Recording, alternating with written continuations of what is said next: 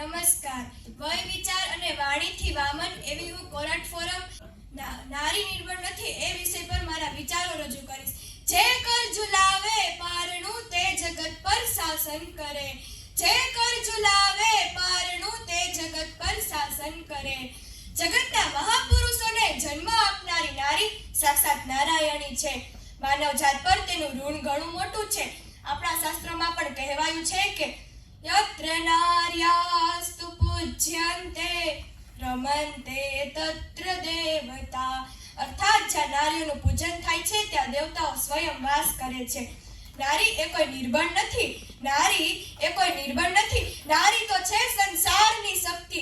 નારી તો છે સંસારની શક્તિ. એક માં શિશુને જન્મ આપે છે, પ્રેમ આપે છે અને માનવી બનાવે છે. આનાથી વધારે શક્તિશાળી કોણ હોઈ શકે? નારીનું જીવન સેવા, સ્નેહ, સહનશીલતા, ત્યાગ અને બલિદાનનું મહાકાવ્ય છે. કુદરતે સ્ત્રીને સૌંદર્ય અને મમતાની મૂર્તિ બનાવીને માનવ જાત પર અનેક ઉપકારો કર્યા છે. પરંપરાગત સમાજે સ્ત્રીને માત્ર નાજુક જ સમજી છે, પણ એ તો એ નારી છે જે દુઃખને સહન કરીને પણ હંમેશા હસતી રહે છે, પરિવાર માટે ત્યાગ કરે છે અને જરૂર પડે તો વીરાંગના બનીને લડી પણ શકે છે.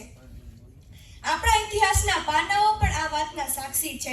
પતિવ્રતા સતી સીતાએ પોતાના પતિને ખાતર રાજમહેલનો વૈભવ છોડી અને વનનો વિકટ માર્ગ અપનાવ્યો હતો.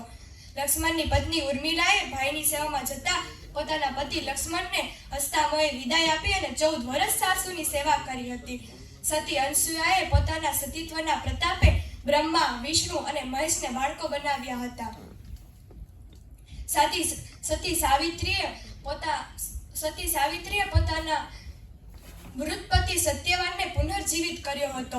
રાણી લક્ષ્મીબાઈએ નિડરતાથી અંગ્રેજોનો સામનો કર્યો હતો.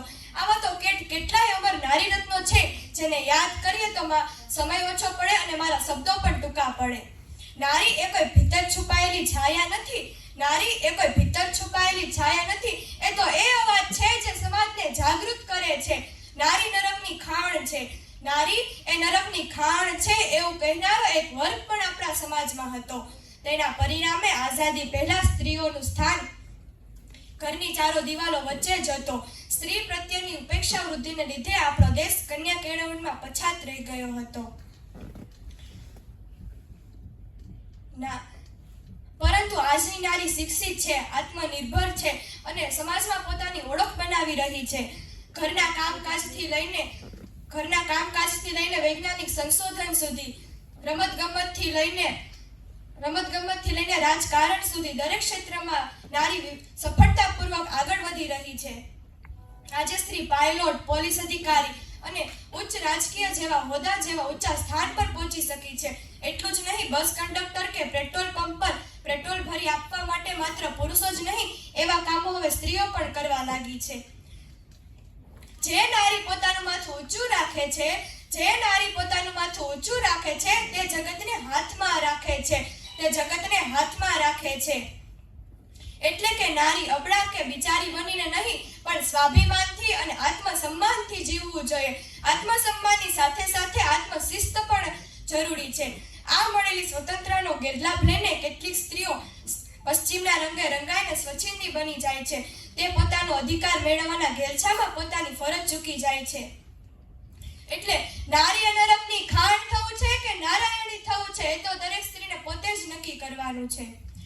સમાજમાં હિન્દી કવિએ ખૂબ જ સરસ કહ્યું છે, વો મમતા કી મૂરત હૈ ત્યાગ કી પહેચાન, વો મમતા કી મૂરત હૈ ત્યાગ કી પહેચાન, સંઘર્ષોं में भी मुस्काए वो नारी महान, वो नारी महान, माँ बनकर स्नेह लुटाए बहन बनकर साथ निभाए, माँ बनकर स्नेह लुटाए बहन बनकर साथ निभाए, पत्नी बनकर जीवन सवारे बेटी बन घर को महकाए, बेटी बन घर को महकाए. संस्कारों की वो गंगा है शक्ति की है ज्वाला, संस्कारों की वो गंगा है शक्ति की है ज्वाला, वो लक्ष्मी भी वो सरस्वती भी वो दुर्गा की है छाया, वो दुर्गा की है छाया. मत समझो कमजोर उसे वो हर दर्द सह सकती है, अपने सपनों को पंख में देकर अपने सपनों को पंख देकर आसमान छू सकती है, आसमान छू सकती है। અંતે એટલું જ કહીશ કે નારીને નમ્ર સમજજો, નિર્બળ નહીં. નારીને નમ્ર સમજજો, નિર્બળ નહીં, કારણ કે જ્યારે તેમની સામે સંજોગો આવે છે ત્યારે તે નદી બની વહે છે, પવન બની ઉડી જાય છે અને આગ બની બળે પણ છે. ધન્યવાદ.